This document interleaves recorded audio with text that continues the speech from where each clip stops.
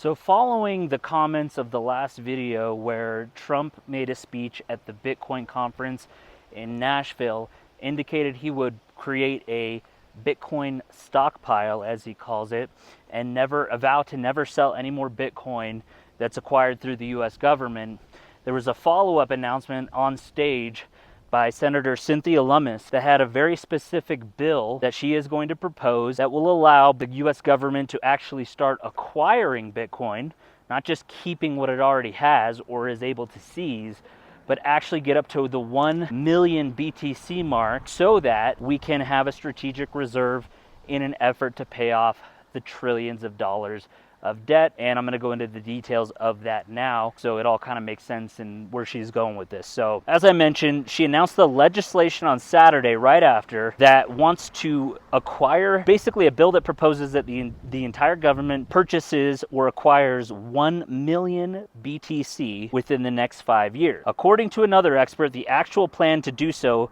is nothing like Lummis explained on stage, where she said the coins would be paid for with, quote, excess reserves from the nation's 12 Federal Reserve Bank. The plan is a lot less ambitious than that, says George Selgin, who is the director emeritus at the Center of Monetary and Financial Alternatives at the Cato Institute. Although the details of Lummis's plans have yet to be released, based on his own conversation with Lummis about the legislation only indirectly involves the Fed and is not related to bank reserves. Instead, it is essentially a plan to have the U.S. Treasury purchase 1 million Bitcoin, or about $64 billion in today's value. So part of this purchase would be funded by revaluing the Treasury's gold held in Fort Knox, which at today's market price is worth approximately $353 billion. That's 60 times the current book value of its gold, which he described as a, quote, accounting fiction left over from the old Bretton Woods Agreement system several decades ago when the dollar was far more valuable. He also explained that the revaluation process would involve the Treasury issuing new gold certificates to the Federal Reserve that match the real value of the actual gold on hand. Afterward, the Fed will credit the Treasury General Account, TGA, with an extra $347 billion, matching the prior increase in liability from those gold certificates. Thus, the Treasury would have more than enough money to acquire the 1 million BTC at today's market price. This alternative plan is certainly feasible to the extent that he's very skeptical that it could actually happen, and it's being contemplated.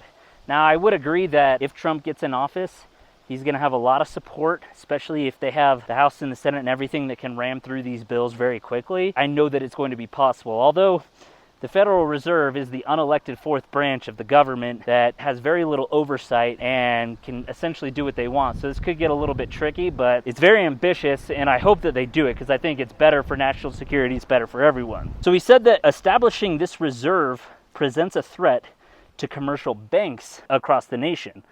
Personally, I love that. Specifically, every new dollar that leaves the TGA ends up within commercial bank reserves where they are guaranteed to earn interest from the Federal Reserve. Just as ordinary folks keep their money in the banks themselves do the same by keeping deposits at one of the 12 banks in the Federal Reserve System. Now, during high interest rate environments, banks are encouraged to keep their cash in those reserve accounts, where they can earn approximately a 5.4% yield as of today. To pay that yield to its constituent banks, the Fed can usually depend on dollar-denominated yield-bearing instruments like U.S. Treasury bills or T-bills, which earn roughly the same annual payout. However, under Senator Lummis's plan, the Federal Reserve wouldn't own T-bills to back the increase in commercial bank reserves.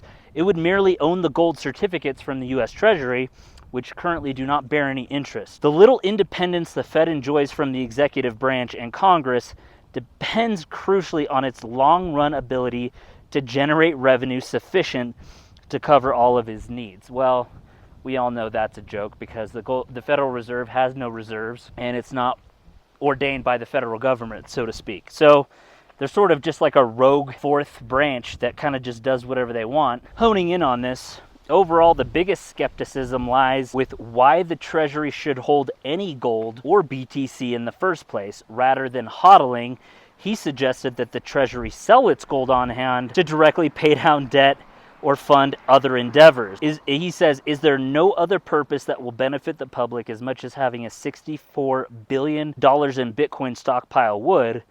Concerning such questions, I am afraid I remain skeptical as ever. So this guy works for the Federal Reserve, right? So of course his goal or his incentive is to keep the Federal Reserve printing money, creating debt, and just issuing T-bills to anyone that will buy them. So in his case, gold or Bitcoin or any other appreciating asset that has agreed upon value in today's market is a threat to his own existence. So his incentives, obviously, on this particular plan, he thinks it will never happen, but it's also a threat. So he has skin in the game to make sure that this type of thing doesn't happen. Luckily, he doesn't really have the authority to do that. He's just obviously commenting on what it would mean for the system and for him. And I personally believe, obviously, that we need more assets, obviously, to have a reserve, not only for paying off the debt, but hopefully to go back on some version of either a gold standard or a Bitcoin standard, so that the government can just stop printing money whenever they want.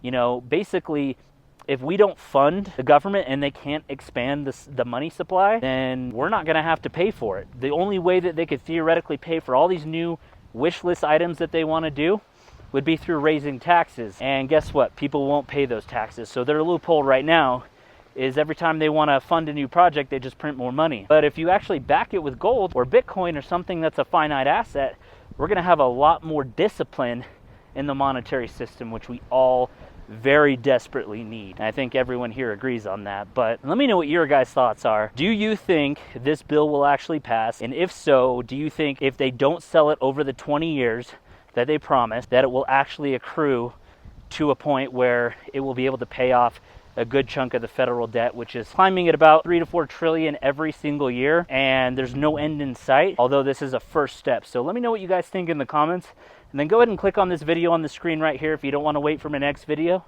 and I will see you guys in the next one. Crypto Renegade out.